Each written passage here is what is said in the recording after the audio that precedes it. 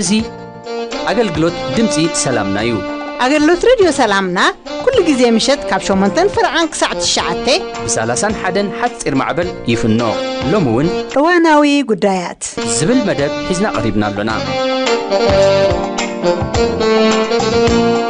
በስተፈላለየ መንገዲ ብሬዲዮ ብቴሌቪዥን ብዩቱብ ብኻልእ መራኸቢ ብዙሓን ኣገልግሎት ሬዲዮ ሰላምና ትከታተሉ ዘለኹም ነፍቅረኩም ክቡራትን ፍትዋትን ሰማዕትና ንወፃል ድማ ዝሓለፈ 2 ሰሙን ሓውና ፓስተር ኢሳያስ ኢያሱ ጀመሮ ዝዛረብ ኣምላኽ ዝብል ኣስተምሮ ሎም ድማ ሳልሳይ ክፋሉ ሒዝና ክቐርብ እዩ ሓቢርና ንከታተል መፀንተ ኣይትንቃነ ኣምላኽ ኣይጠልምዩ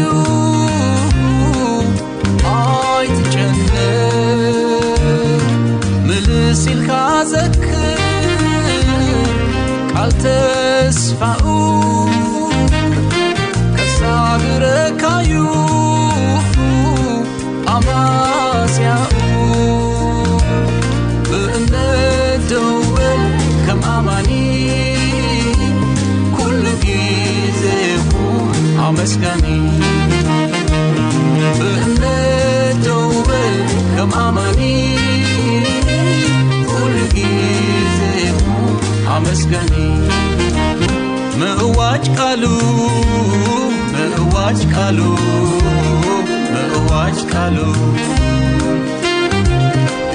كم قدموا له مسملو حيلو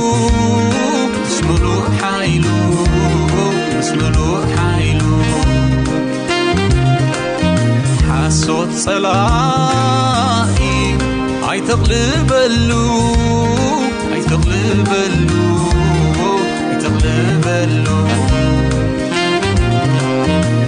تساعرو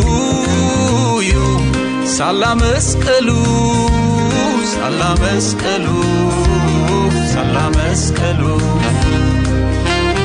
لولو لبخا أبو توكل قالوا أمينكا صنيكا دوبل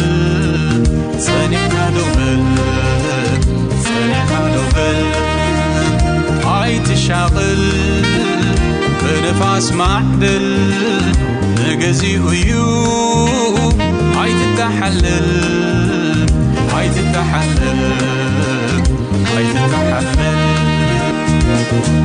قلبك هيكونن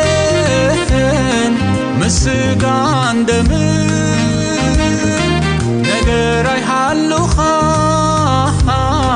مزل مستم كفغري أي تقدن كي تحلل نسيتان أي تسمع كي تتعلل يسوس تمت كي تلكم أوجوك قالوا عايزبتم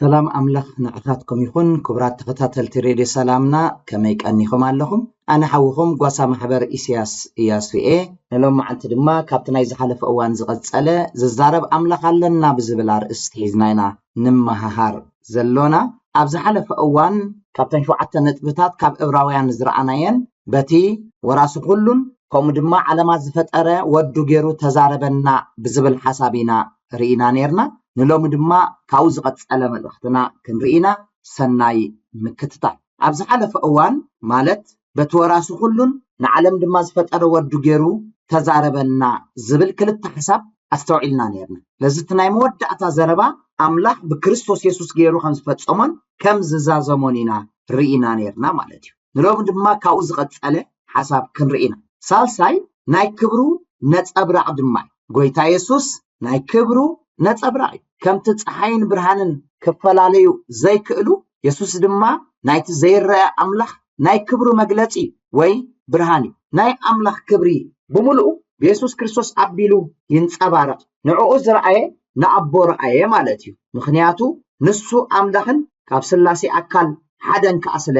ዝኾነ ኣብ ወንጌል ዮሃንስ ቀዳማይ ምዕራፍ ካብ ጥቕሲ 14 ክሳብ ጥቕሲ 18 ከምዚ ይብል እቲ ቃል ስጋ ኾነ ጸጋን ሓቅን መሊእዎ ከዓ ኣባና ሓደረ ክብረቱ ድማ ከምቲ ክብሪ ናይቲ ሓደ ወዱ ነብኡ ርኤና ዮሃንስ ብዛዕባኡ መስከረ እቲ ዳሕራይ ዝመጽእ ንሱ ቅድመይ ዝነበረ እሞ ንሱ ቅድመይ ነበረ እቲ ብዛዕባኡ ዝበልኩ ንሱ እዩ ኢሉ ጨደረ ሕጊ ሙሴ ተውሂቡ እሞ ጸጋን ሓቅን ግና ብኢየሱስ ክርስቶስ መጽእ እምበኣር ከንሕና ኩላትና ካብ ምልኣቱ ጸጋ ብልዕሊ ጸጋ ተቐበልና ሓደ እኳ ንኣምላኽ ዝረኣዮ የልቦን እቲ ኣብ ሕፉ ኣቦ ዘሎ ሓደ ወዱ ንሱ ኣግሃዶ ይብል ኣብዚ ጥቕሲ እዚ እቲ ቃል ስጋ ኾነ ኢሉ ዝጅምር ጥቕሲ 14 ኣየናይ እቲ ንዓለማት ኩሉ ዝፈጠረ ቃል እቲ ኣብ ፍጥረት ዝነበረ ናይ ስላሴ ሓደ ኣካል ዝኾነ ጎይታ ኢየሱስ ቃል ንሱ ስጋ ኾነ ጸጋን ሓቅን መሊእዎ ከዓ ኣባና ሓደረ ይብል እንታይ ክገብር እዩ ኣባና ሓዲሩ ወይ ከዓ ሰብ መሲሉ ናብዚ ምድሪ ዝመጽእ እንድሕር ኢልና እቲ መወዳእታ መልእኽቲ ናይ እግዚኣብሔር ብወዱ ብኢየሱስ ክርስቶስ ገይሩ ንኽፍጽሞ ንኽዛረበና ይመጽእ ክብረቱ ድማ ከም ክብሪ ናይቲ ሓደ ወዱ ነብኡ ርኤና ይብል ክብረቱ ድማ ከም ክብሪ ናይቲ ሓደ ወዱ ልክዕ ከምቲ ናይ ኢየሱስ ክርስቶስ ክብሪ ከምኡ ድማ ናይ እግዚኣብሔር ክብሪ ነብኡ እንታይ ገበርና ርኤና ይብል ስለዚ ንጎይታ ኢየሱስ ክርስቶስ ምርኣይ ማለት ነቦ ምርኣይ ማለት እዩ ፊልጶስ ሓደ ግዜ ከምዚ ኢልዎ ንጎይታ ናይ ኢየሱስ ክርስቶስ ጎይታ ነቦ ኣርኤና ይኣኽለና ኢልዎ ንምንታይ ከምዚ ትብለኒ ኣለኻ ክሳብ ሕጂ ዶ ኣይትፈልጠንን ኢኻ እቲ ንዓይ ዝረኣየ ነቦ ረኣየ ኢሉ ክምልሰሉ ከሎ ኢና እንርኢ ስለዚ እምበኣር ነብኡ ርኤና ኢሉና ኣሎ ዮሃንስ ንጎይታ ናይ ኢየሱስ ክርስቶስ ከም ናይ ግሊ መድሓኒኡ ገይሩ ዝተቐበለ ሰብ ኣብ ህይወቱ ድማ ቦታ ዝሃቦ ንሱ ንእግዚኣብሔር ኣቦ ርኢዎ ኣሎ ብመን ብክርስቶስ ኢየሱስ ገይሩ ምንም ለውጥ ዘይብሉ ጎደሎ ዘይብሉ ሕርኽርኽ ዝብል ብዘይብሉ መገዲ ንክርስቶስ ኢየሱስ ምርኣይ ማለት ነቦ ምርኣይ ማለት ዮሃንስ ብዛዕባኡ መስከረ እቲ ዳሕራይ ዝመጽእ ንሱ ቅድመይ ዝነበረ እሞ ንሱ ቅድመይ ነበረ እቲ ብዛዕባኡ ዝበልኩ ንሱ ኢሉ እንታይ ገበረ ጨደረ ሕጊ ሙሴ ተዋሂቡ እሞ ጸጋን ሓቅን ግና ብኢየሱስ ክርስቶስ መጸ እዩ ኣብቲ ዝሓለፈ እዋን ትምህርትና እግዚኣብሔር ብብዙሕ መገድታት ንነቢያት በቦታትና ገይሩ ይዛረቦም ከም ዝነበረ ርኢና ነርና ካብኡ ሓደ ድማ ብሙሴ ገይሩ እዩ ንህዝቡ ዝዛረብ ነይሩ እግዚኣብሔር ኣብዚ ቃል እዚ እምበኣር ሕጊ ብሙሴ ተዋሂቡ ጸጋን ሓቅን ግና ብኢየሱስ ክርስቶስ መጸ ብለና ስለዚ ንሳቶም ልኡኻት ኮይኖም እዮም መልእኽቲ መሓላሊፎም ንሱን ፈጣርን ወራስን ስለ ዝኾነ ግን ከምኡ ከዓ ናይ ክብሩ ነጸብራቕ ስለ ዝኾነ ሙሴ ናይ ክብሪ ነጸብራቕ ናይ እግዚኣብሔር ክኸውን ኣይክእልን ዝሓለፉ ዝረኣናዮም በዓል ሳሙኤል በዓል ዮሴፍ በዓል ሰሎሞን ናይ ክብሩ ነጸብራቕ ዝኾነ ሓደ ጎይታ ጥራይ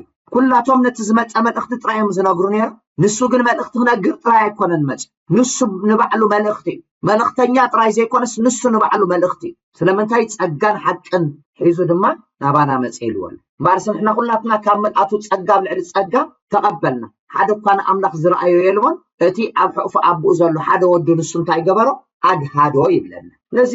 ዝዛረብ ኣምላኽ ኣለና ክንብል ከለና ብምኽንያት እዩ ክቡራት ተኸታተልቲ ሬድዮ ሰላምና እዚ ዝዛረብ ኣምላኽ እቲ ኣብ ሕቑፉ ኣቦኡ ዘሎ ሓደ ወዱ ንሱ እዩ ኣግሂድዎ ብምልኣቱ ድማ ንሱ ተዛሪቡና ከምቲ ናይ ብሉይ ኪዳን ዝነበረ ኣካይዳ ዘይኮነስ ብጸጋ ዝተመልአ ሓርነት ዘውፅእ ህይወት ዝህብ ውሕስነት ዘለዎ ናብራ ክንነብር እግዚኣብሔር ኣቦ ብወዱ ብኢየሱስ ክርስቶስ ገይሩ በቲ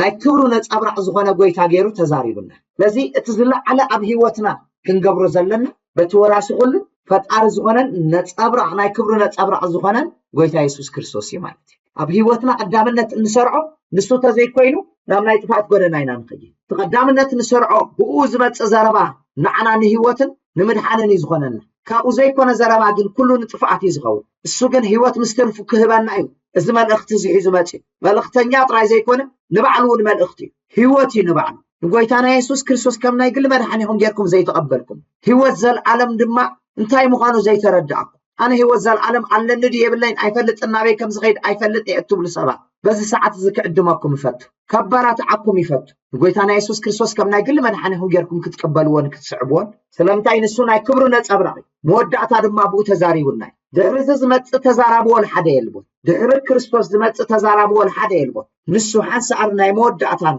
ተዛሪቡና እዩ ብራብዓይ ነጥቢ ድማ ቅርፂ ባህሪ ኢልዎ ኣሎ እዚ ቃል እዚ ብግሪክ ባህሪ ዝብል ኮይኑ ከምቲ ሓደ ማሕተም ኣብ ልዕሊ ስምዒ ወይ ከዓ ኣብ ወረቐት ዝሓድጎ ልክዕ ንድፊ ንሱ ማለት እዩ ጎይታ ናይ ኣምላኽ ልክዕ ቅዳሕ ወይ ፍጹም መግለጺ እዩ እዚ ጥራይ ማለት ግን ኣይኮነን ወዲ ንባዕሉ ኣምላኽ ስለ ዝኾነ ናይ ህልው ኣምላኽ ሓቀኛ መልክዕ እዩ ኣብ ወንጌል ዮሃንስ ምዕራፍ 14:9 ከምዚ ይብል ኢየሱስ በሎ ፊልጶስ እዚ ክንዲ ዝኣክል ዘመን ምሳኻትኩም ክነብር ከለኹስ ኣይትፈልጠንን ዲኻ እቲ ንኣይ ዝረኣየ ነቦ ረኣየ ከመይ ኢልካ ክነቦ ኣርኤና ትብል ኣለኻ ኢሉ ክምልሰሉ ከሎ ንርኢ ስለዚ እቲ ንጎይታ ዝረኣየ ነቦ እንታይ ገበረ ረኣየ እዚ ናይ መወዳእታ ፍጹም ንእግዚአብሔር ኣቦ ነጸብራቕ ኮይኑ ዝገለጾ ጎይታ ኢየሱስ ክርስቶስ እዩ ኣብ ቆሎሴ ቀዳማይ ምዕራፍ 15 ከምዚ ይብል ንሱ መልክዕቲ ዘይረአ ኣምላኽ በኹር ኩሉ ፍጥረት እውን እዩ ኢልዎሎ መልክዕቲ ዘይረአ ኣምላኽ በኹር ኩሉ ፍጥረት ዘይረአ ኣምላኽ ኢልዎ ግናኸ ሓደ ወዲ ኢየሱስ ክርስቶስ ድማ ኣጅሂድዎ ኣርኢዎ ከምቲ ንፊልጶስ ዝበሎ እቲ ንኣይ ዝረኣየ ነቦ ረኣየ ኢልዎሎ ለዚ ክርስቶስ ኣብዚ ምድሪ እዚ ክመላለስ ከሎ ሕጂ እውን ኣብ ቃሉ እንረኽቦ ጎይታ ብኡ ጌርና ንእግዚአብሔር ኣቦ ንፈልጦ ንሪኦን ንሱ መልክዕቲ ዘይረአ ኣምላኽ በኹር ኩሉ ፍጥረት እዩ ኢልዎሎ ሓምሻይ ነጥቢ ኩሉ ብሓይሊ ቃሉ ፀይሩ ከሎ ድማ ይብል ኩሉ ብምንታይ ፀይሩ ከሎ ብሓይሊ ቃሉ ጎይታ ዓለም ፈጢሩ ጥራይ ኣይገደፋን የግዳስ ንኩሉ ፍጥረት ንፕላኔታት ንህይወትን ንኩሉ ስርዓት ተፈጥሮ ብሓይሊ ቃሉ ደጊፉን ፀይሩን ሒዝዎ ይርከብ ዓለም ብዘይ ሓይሊ ኢየሱስ ክትቀውም ኣይትኽእልን እያ ሒዝዋን ፀይርዋን ዘሎ ሓይሊ ናይ ኢየሱስ ክርስቶስ እዩ ኣብ ቆሎሴ ቀዳማይ ምዕራፍ 17 ንሱኻ ቅድሚ ኩሉ እዩ ኩሉ እውን ብኡ ቆይሙሎ ኢልዎሎ ኩሉ ብክርስቶስ እዩ ቆይሙ ዘሎ እዚ ማለት ብስርዓት መታን ክትምራሕ ኣጋጣጢሙ ሒዝዋ ኣሎ ማለት እዩ ከም ኣማልኽቲ ኣሕዛብ ኣብ መንኩቡ ተሰኪምዋ ማለት ኣይኮነን ኩሉ ግን ብስርዓት መታን ክትምራሕሲ ኣጋጣጢሙ በቲ ዝወፀ ቃል ብኡ ሒዝዋ ኣሎ ኣብ ዮሃንስ 8:58 እውን ከምዚ ይብል ኢየሱስ ከዓ ኣነ ኣብርሃም ከይተወልደ ከም ዘለኹ ብሓቂ ብሓቂ እብለኩም ኣለኹ በሎም ይብል ኣብዚ ቃል እዚ ከም ዘለኹ ኢሉሎ ዝነበርኩ ይኮንኩን ኢልዎም ከም ዘለኹ ማለት ትማል ነይረ ቀደም ትማሉ ነይረ ካብ ዘለዓለም ዝብል መልእኽቲ እዩ ዘሎ ለዚ ንዘለዓለም ድማ ይዝነብር ማለት እዩ በኣር በዚ ሓምሻይ ነጥቢ ዝረኣነ ኩሉ ብሓይሊ ቃሉ እንታይ ገይሩሎ ፀይሩሎ ማለት ክብራት ተኸታተልቲ ሬድዮ ሰላምና በዚ ንኩሉ ብሓይሊ ቃሉ ፀይሩ ዘሎ ጎይታ እዩ እግዚአብሔር ኣምላኽ ተዛሪቡና በቲ ቅርፂ ባህሪኡ ዝኾነ ጎይታ እዩ ኣብዚ መወዳእታ ዘመን ንዓና ተዛሪቡና ስለዚ ዝዛረብ ኣምላኽ ኣሎና ክንብል ብምኽንያት እዩ ማለት እዩ ክብራት ተኸታተልቲ ሬድዮ ሰላምና ዘይዛረብ ኣምላኽ እንመልኽ ኣይኮንናን ዝዛረብ ኣምላኽ እዩ ዘለና በቲ ወራሱ ኩሉ ዝገበር ዓለማት ድማ ዝፈጠረ ቅርፂ ባህሪኡ ድማ ዝኾነ ኩሉ ድማ ብሓይሊ ቃሉ ፀይሩ ዘሎ ጎይታ መወዳእታ ንዓና ድማ ተዛሪቡና ኩሉ ግዜ ድምፁ ክንሰምዕን ክንእዘዞን ጎይታ ነፍሲ ወከፍና ፀቢኡ ብዝሓልና ኣብ ዝቕፅል ዘሎ ግዜ ኣምላኽ ተፈቒድዎ ብሂወት ሃሊና ራብዓይ ክፋል ናይ መወዳእታን ሒዘልኩም ክቐርብ ሰናይ ቅነ ኣምላኽ ምስ ኩሎም ኢየሱስ እምነት ከይትደክም ኣውጆ ቃሉ ኣይትበትም ማር እምነትካን ደምዳሚኣን ክርስቶስ ባዕሉ እዩ ሰባይ ኮነ ኣስኣሰሩ ሰዓብ ኣይተድሓርሕን ልብኻ ሓልዎ ኣይትምርር ካልእ ኣይትሕሰብ ቃሉ ስተንትን ዘይኮንካዮ ምዃን ኣይትፈትን ካልእ ኣይትሕሰብ ቃሉ ስተንትን ዘይኮንካዮ ምዃን ኣይትፈትን ካልእ ኣይትሕሰብ ቃሉ ስተንትን ዘይኮንካዮ ምዃን ኣይትፈትን ኣብ ዝተፈላለየ ኩርናዓት ዓለም ኮንኩም ንኣገልግሎት ሬድዮ ሰላምና ብሬድዮን ብቴሌቭዥንን ብኩሉ መራኸቢ ብዙሓን ትከታተሉ ዘለኹም ክቡራትን ፍትዋትን ተኸታተልትና ካብ እግዚኣብሔር ኣቦና ንመድሓኒና ጎይታና ኢየሱስ ክርስቶስን ጸጋን ሰላምን ንዓኻትኩም ይኹን እናበልና ምስ ኣሕዋትና ፓስተር መኮንን ገብረ እግዚኣብሔርን ፓስተር ሲራክ ተስፋ ሚካኤል ኢና ዘለና ክሳብ ሕጂ ንውሕ ዝበለ እዋን ብዛዕባ ራእይ ዮሃንስ ኣብ መወዳእታ ዘመን ኣመልኪትና ዝተፈላለየ ኣርእስታት ብምልዓል ንዛተለና ዝሓለፈ ሰሙናት ሻርሻይ ምዕራፍ ናይ ራእይ ዮሃንስ ወዲእና ሎሚ ናብ ሻብዓይ ምዕራፍ ራእይ ዮሃንስ ክንሰግር ኢና أحواتي باستر موكين باستر شيكون بسمين بسم سماعتن أمسكنكم أملاح مليشي بارخكم مو لما أنتي شاب أي مقرف من جمرينا مو نعرف قدامي تحطه بباستر موكي كخيدي بقبلنا إذا تناخن جمرينا نايقال لما أنتي قدامي تحطونا أبط الثلاث مقرف شوعاتنا يرأيوان الزلة بزعبا حالواتو مارت أملاخ يزاربمون قنا مقدنا حالوا أملاخ قبل البارتو بخميو زقلت باستر موكي حوي እሺ እግዚአብሔር ይመስገን ጎይታ ባረካሃኒ ነዛ ሕቶዝ ያን መምላስ ኣብ ክልተ ነገር ክርኢደሊ ማለት መጀመሪያ እቶም ባሮት ኣምላኽ ምን እዮም ክንፈልጦም ይግባአና ድሓር ከዓ ሓለውኡ ከመይ ምዃኑ ከዓ ክርዳ ይግባአና ስለዚ እቶም ባሮት ኣምላኽ ኣብዚ ጽሑፍ ዘሎ ወይ ድማ ኣብቲ ህይወት ኣብ ኩሉ ንፈልጦ ማሕተም ኣምላኽ ዘለዎም ሓደ ኣርባዕተ ጥቕሲ ክርኢ ደሊ ብዛዕባ እዛ ማሕተም ኣምላኽ እቶም ባሮት መን ምዃኖም ንምፍላጥ ኣብ ካልኣይ ጢሞቴዎስ ምዕራፍ 2:19 እቲ ጽኑዕ መሰረት ኣምላኽ ቆይሙ ኣሎ እቲ ማሕተም እዚ ኣለዎ እዚ ማሕተም እውን እዚ ኣለዎ እግዚአብሔር ነቶም ናቱ ዘበሉ ይፈልጦም እዩ ስም እግዚአብሔር ስም ዘበለ ኩሉ ከዓ ካብ ዓመፃ ይርሓቅ ስለዚህ ማሕተም እዚ እግዚአብሔር ነቶም ናቱ እንታይ ገብሮም ይፈልጦም እዩ ኣብ ዕብራውያን ምዕራፍ 10:39 ድማ ንሕና ግና ምስቶም ምድሓን ነፍሶም ዝረኽቡ ዝኣምኑ እምበር ምስቶም ናብ ጥፍኣት ንድሕሪ ዝምለሱ ኣይኮናን ይብል ምድሓን ነፍሶም ዝረኽቡ ይብለና ኣሎ ኣብ ሮሜ ምዕራፍ 8:23 ከዓ ንሱ ጥራሕ እዩ ንሱ ጥራሕ ከዓ ኣይኮነን ንሕና በኹርነት መንፈስ ዘሎና መሰል ውልድነት ማለት ምድሓን ስጋና እናተጸበና ብውሽጥና ነስቆርቁር ኣለና ኤፌሶን ምዕራፍ 4:30 ከዓ እታ መዓልቲ ምድሓን እትሓተምኩምላ ናይ ኣምላኽ መንፈስ ኣይተወግህዎ ይብል ስለዚ እቶም ባሮት ኣምላኽ ኣብዚ ተጠቒሶም ኣለዉ ማሕተም ዘለዎም እግዚአብሔር ነቶም ናቱ ይፈልጦም እግዚአብሔር ዝፈልጦም ተኾይኑ ከዓኒ ካብ ዓመፃ ዝርሕቁ ስለዚ ንሕና ምድሓን ነፍስና ንፅበ ዘለና እምበር ንጥፍኣት ዘይከዱ ዘይንኸይድ ኣብቲ ሳልሳይ ሮሜ ተጻሒፉና ዘሎ ከዓኒ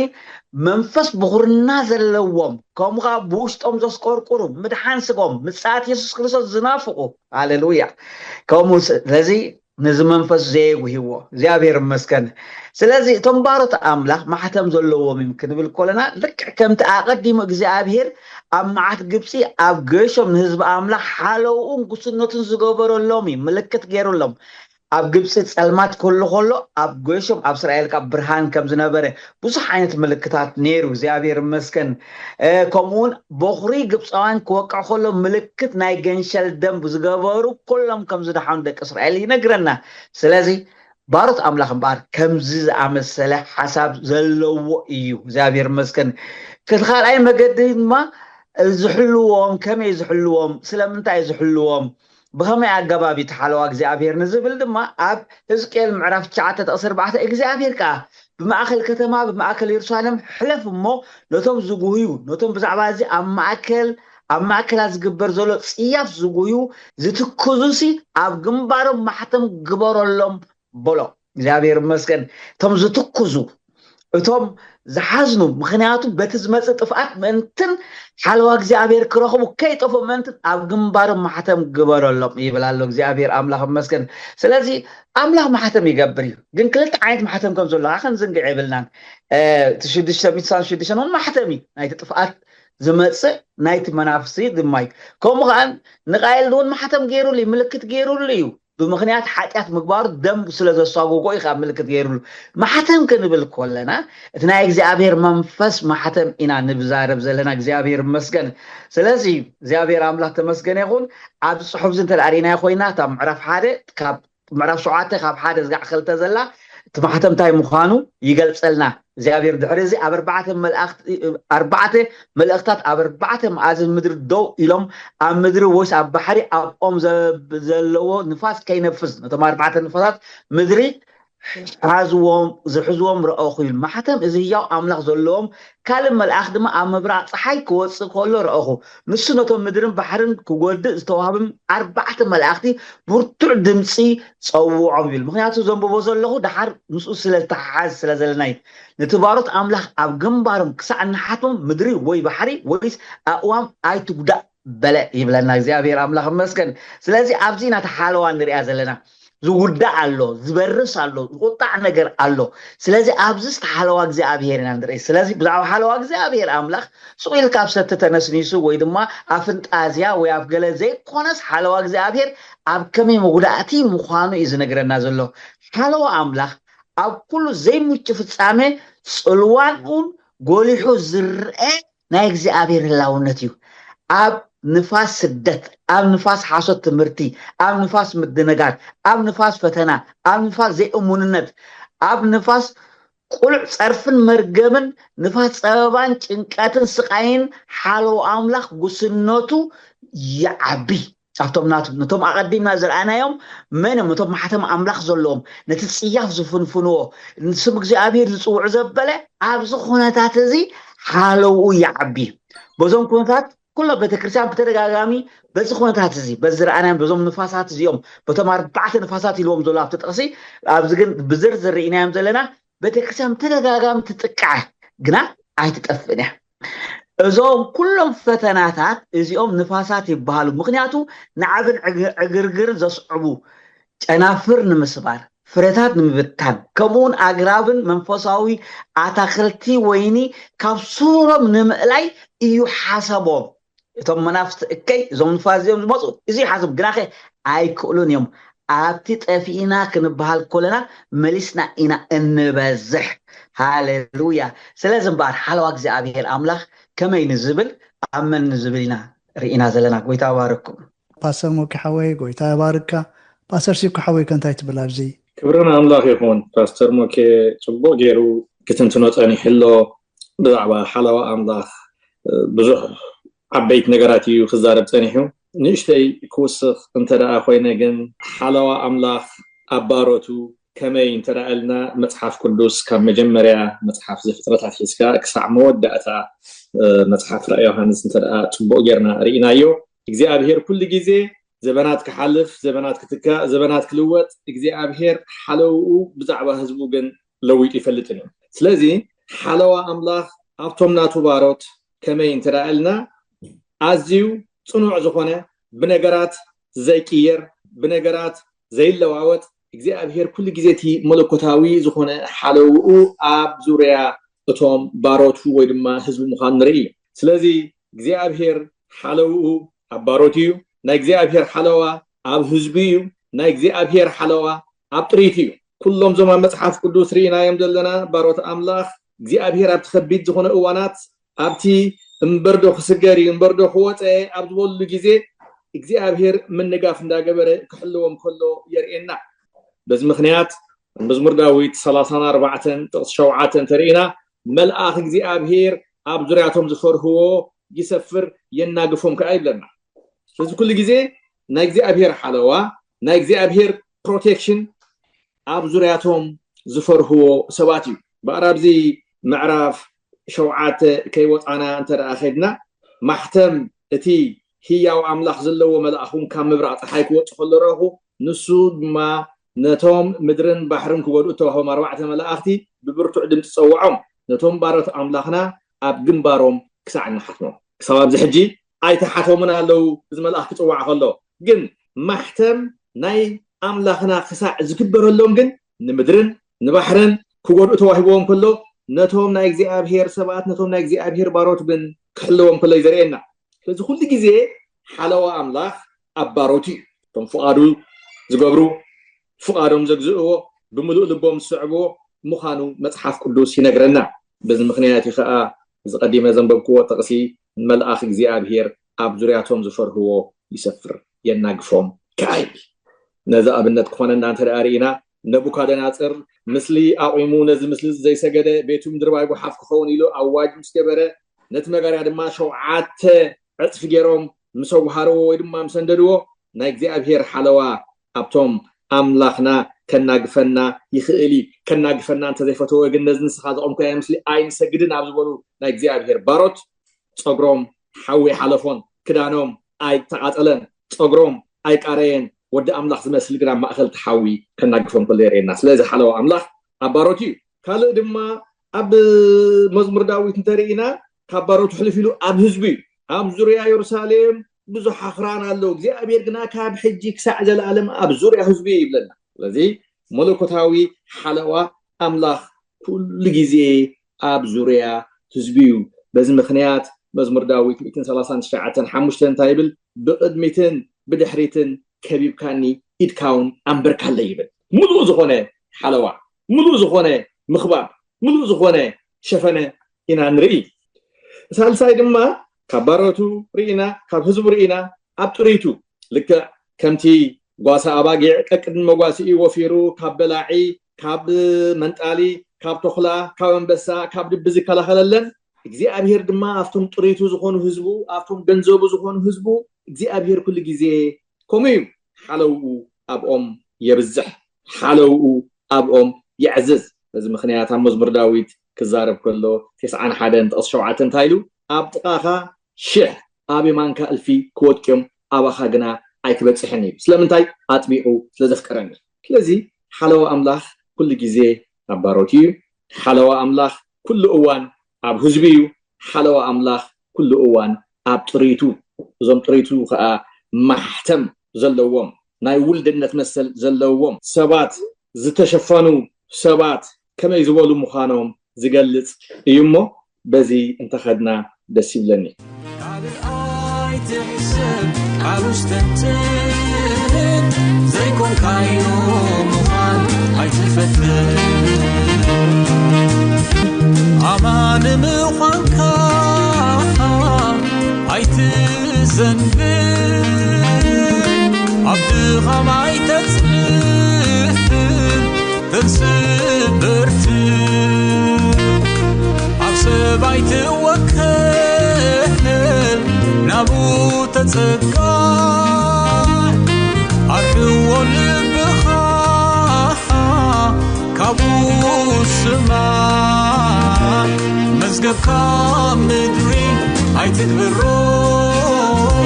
مغلط كاشرفو هاي تكبرو مزقب كامدري هاي تكبرو مغلط كاشرفو بخا أبو توكل قالوا أمينكا صنعكا دوبل صنعكا دوبل صنعكا دوبل هاي تشاغل بنفاس معدل نقزي هيو هاي تتحلل هاي تتحلل هاي تتحلل كبرات سمعتنا أقلقلت دمت سلامنا إخم كتكتاتلو تانيحكم بإنترنت نتكتاتلونا أمربب حبريتا www.salamna.org ترخبونا كم أول بفيسبوك بيوتيوب أب Voice of Salamna ترخبونا حتى رئيتو ويكا كتبركتو التدلي حبريتا مزهلوكم Voice of Salamna @yahoo.com إلكم سردلنا صباح نتبرق هيوت زبل مدبنا كتكتاتلو بخبري نعد مكم مساخوت السماياتنا تخفيتو عمد هزجنا قنا مركم تسيرو ناي حزن كبات قنتيتولنا كدان مسقانا بيسوس لبيسنا بخبوط وقول بينا أملاخ بمحرت وذكرنا حلم خساب سمسلنا كبرو خقلتي ويسوس مدرنا بخبوط وقول بينا أملاخ بمحرت وذكرنا حلم خساب سمسلنا تعمر كقبري ويسوس مدرنا ما سزت رايقنا وقنا زتعت ودك تخفيتو زرق وانجل حزام كوفو اندعتي تسكينهم بقللتا خملسو كلو خمتي قويتا زبلو عمدرنا ختم كهلو عم عدير له قويتا عمتي كفيتو قويتا عمتي كفيتو عم عدير له قويتا عمتي كفيتو قويتا عمتي كفيتو